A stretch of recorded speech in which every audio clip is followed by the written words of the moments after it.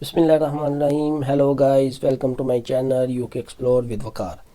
आज हम आपको बताएंगे कि आपने अपना कैश लेटर यूनिवर्सिटी से कैसे मंगवाना है और इसका तरीक़ाकार क्या है। तो चलते हैं, बिना किसी टाइम वेस्ट किए इसी टॉपिक पे बात करते हैं। तो गाइस, जब आप यूनिवर्सिटी की पूरी रिक्वायरमेंट्स पूरी कर चुके होते हैं, मसलन आप बैंक मेंटेनेंस लेटर ले चुके होते हैं और बैंक की फ़ीस सबमिट करवा चुके होते हैं, तो आप फिर अपना कैश लेटर अप्लाई कर सकते हैं। आप उसके लिए एलिजिबल हैं।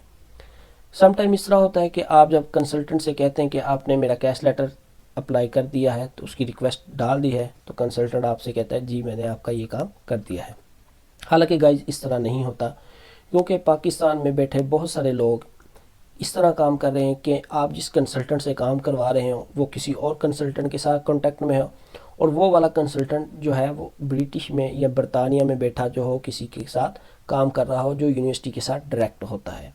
तो अब क्या होता है कि सम टाइम इस तरह होता है कि आपका कंसल्टेंट देर कर देता है, क्योंकि उसके पास काम का बर्डन भी हो सकता है या कोई और भी वजह हो सकती है, या आपके कंसल्टेंट ने अपने जिसके साथ काम कर रहा है उसे दिया हो और वो डिले कर दे।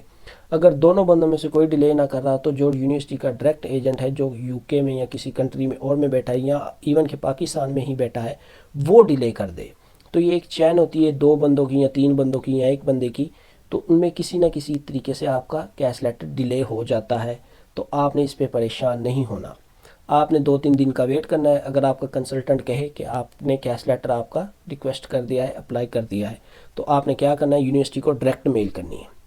अब यूनिवर्सिटी को डायरेक्ट मेल कैसे करनी है, जो यूनिवर्सिटी आपको ऑफ़र लेटर देता है उस पर उन्होंने बताया होता है कि ये हमारा इंटरनेशनल ईमेल एड्रेस है जिससे इंटरनेशनल स्टूडेंट हमसे कांटेक्ट कर सकते हैं।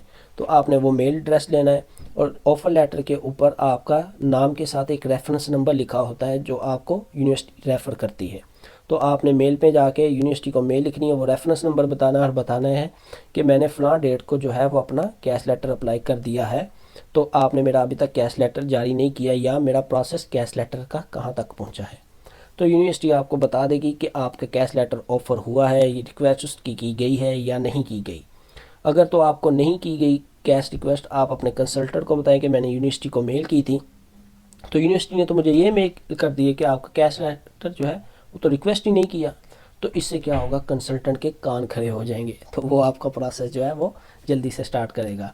तो इसलिए फिर आपने 4-5 दिन के बाद फ़ौरन अपना एक फिर मेल डालनी है कि मेरा कैश लेटर कहाँ तक पहुँचा है, उसका प्रोसेस क्या है। तो यूनिवर्सिटी आपको कंफर्म कैश लेटर जारी करने से पहले एक ड्राफ्ट भेजती है।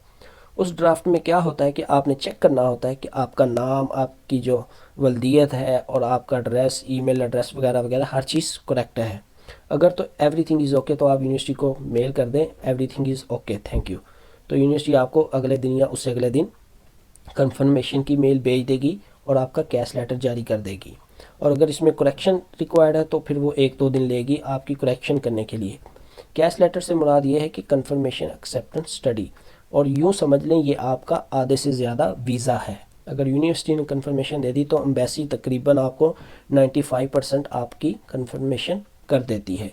तो इसलिए जब आपको कैश का ड्राफ्ट आया, आपने उसे बी केयरफुल होकर रीड करना है ताकि उसमें किसी किस्म की कोई मिस्टेक ना हो। अगर करेक्शन है तो आपने उसी वक्त जो है वो ठीक करवा लेनी है। तो इस तरह आप अपने डायरेक्ट यूनिवर्सिटी से कांटेक्ट में रह के अपना कैश लेटर ले सकते हैं। तो ये थी आज की हमारी वीडियो। अगर इसके बारे में किसी किस्म की कोई परेशानी हो या कोई सवाल हो तो आप नीचे हमसे कमेंट्स में ज़रूर पूछिएगा। Thank you. अल्लाह हाफिज़।